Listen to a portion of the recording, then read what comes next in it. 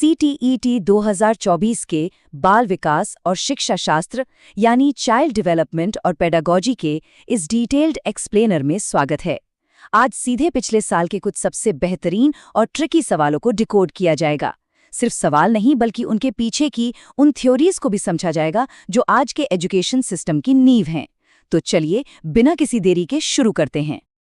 आज के इस एक्सप्लेनर के 5 मुख्य सेक्शन होंगे। पहला, गार्डनर की मल्टीपल इंटेलिजेंस। दूसरा, लर्निंग का नेचर। तीसरा, प्रॉब्लम सॉल्विंग स्किल्स। चौथा, कोहलबर्ग के मॉरल डेवलपमेंट के चरण। और पांचवा, इंक्लूसिव एजुकेशन के सिद्धांत। इसमें पहले सवाल देखे जाएंगे और फिर उनके पीछे का कॉन्सेप्ट समझा जाएगा ताकि चीजें हमेशा के लिए याद रहें। सेक्शन 1, गार्डनर की मल्टीपल इंटेलिजेंस। तो शुरुआत करते हैं पिछले साल के इस दिलचस्प सवाल से। यहाँ एक तरफ बुद्धि का प्रकार दिया है और दूसरी तरफ उसकी विशेषताएं। इन्हें सही तरीके से मैच करना है। थ्योरी में जाने से पहले ही ये सवाल सोचने पर मजबूर कर देता है कि आखिर किस तरह की बुद्धि का क्या काम। अब सही जवाब देखने से पहले हॉवर्ड गार्डनर की उस थ्योरी को याद करते हैं जिसने मनोविज्ञान की दुनिया को हिलाकर रख दिया था। गार्डनर ने कहा था कि बुद्धि कोई एक सिंगल चीज नहीं है, बल्कि ये 8 अलग अलग प्रकार की होती है। इनमें से एक है म्यूजिकल इंटेलिजेंस या संगीतात्मक बुद्धि। इसका सीधा कनेक्शन साउंड, रिदम यानी लय और मेलोडी के प्रति हमारी संवेदनशीलता से होता है। और इसी वजह से सही जवाब है विकल्प 3। म्यूजिकल इंटेलिजेंस पूरी तरह से परफॉर्मेंस और कॉम्पोजिशन स्किल्स से जुड़ी होती है। चाहे हिंदी का विवरण हो या अंग्रेजी का, दोनों में ये बात एकदम साफ उभर कर आती है कि सुर और ताल की समझ ही इस बुद्धि की पहचान है। Section 2, the nature of learning. अब बढ़ते हैं दूसरे कॉन्सेप्ट की तरफ। यहाँ चुनौती ये है कि लर्निंग यानी अधिगम के बारे में जो कथन गलत है उसे पहचानना है। सारे ऑप्शंस को ध्यान से देखना बहुत जरूरी है। दरअसल यहाँ एक बहुत ही गहरा पेडागोजिकल फर्क छिपा है। सच्ची लर्निंग एक एक्टिव, लगातार चलने वाली और सामाजिक प्रक्रिया है।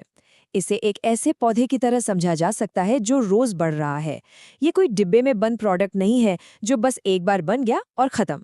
इसलिए जो कथन ये कहता है कि लर्निंग एक प्रोसेस के बजाय सिर्फ एक प्रोडक्ट है, वो शिक्षा शास्त्र के नजरिए से बिल्कुल गलत है। और मजे की बात देखिए, गलत होने की वजह से ही इस सवाल का ये ही एकदम सही जवाब है। Section 3, fostering problem solving skills. चलिए देखते हैं कि इस सवाल में क्या पूछा गया है। इसमें ये पहचानना है कि कौन सा तरीका प्रॉब्लम सॉल्विंग को बढ़ावा देता है। असल में यहाँ ग्रीन फ्लैग्स और रेड फ्लैग्स के बीच का फर्क समझना है।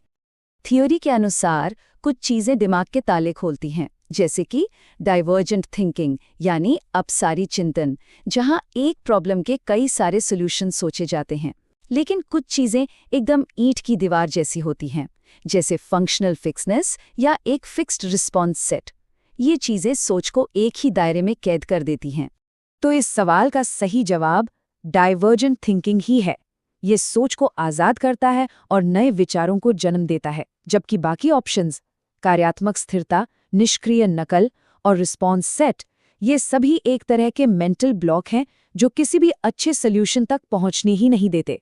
Section 4, Kohlberg's moral development stages. ये सवाल सीधा डेवलपमेंटल साइकोलॉजी से है।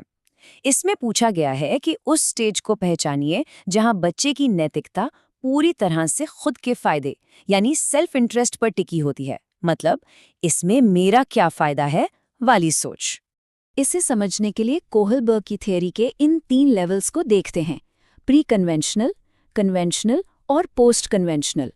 ये टेबल बहुत ही शानदार तरीके से दिखाती है कि कैसे इंसान शुरुआत में सिर्फ सजा के डर या इनाम के लिए आज्ञा मानता है और बाद में धीरे धीरे ऊंचे नैतिक सिद्धांतों तक पहुंचता है। और जवाब छुपा है एकदम पहले लेवल के दूसरे स्टेज में, जिसे इंडिविजुअलिज्म एंड एक्सचेंज कहा जाता है। ये बिल्कुल वही आत्मकेंद्रित और अपना लाभ देखने वाला व्यवहार है जिसके बारे में सवाल में पूछा गया था। Section 5, principles of inclusive education. ये आखिरी और शायद सबसे महत्वपूर्ण हिस्सा है। सवाल यह है कि वंचित समूहों के समावेशन के लिए यानी उन्हें सिस्टम का हिस्सा बनाने के लिए इनमें से किस चीज की सबसे ज्यादा जरूरत है। इंक्लूजन का असली मतलब बहुत ही गहरा है। इसका मतलब ये है कि क्लासरूम में हर एक बच्चे को ये महसूस हो कि उसकी कद्र है। उन्हें अलग-थलग करने या उनकी काबिलियत के हिसाब से उन्हें बांटने के बजाय सबको सीखने और हिस्सा लेने के बराबर मौके मिलने चाहिए। जब अलगाव और रूढ़िवादिता जैसे रेड फ्लैग्स को हटा दिया जाता है, तो केवल एक ही सही रास्ता बचता है, विविध परंपराओं के प्रति जागरूकता और संवेदनशीलता। यही वो तरीका है जिससे सच में एक ऐसा माहौल बनता है जहां हर कोई बिना डरे सीख सके। और एग्जाम्स में ये कॉन्सेप्ट बार-बार पूछा जाता है। तो एग्जाम्स के नज़रिए से तो इन थ्योरीज को डिकोड कर लिया गया, लेकिन आखिर में सबसे बड़ा सवाल यही है, भविष्य में जब असल क्लासरूम्स की बात आएगी, तो एजुकेशन को ट्रांसफॉर्म करने के लिए इन चाइल्ड सेंट्रिक थ्योरीज को प्रैक्टिकली कैसे इस्तेमाल किया जाएगा? ये एक ऐसा सवाल है जिस पर गंभीरता से सोचना चाहिए।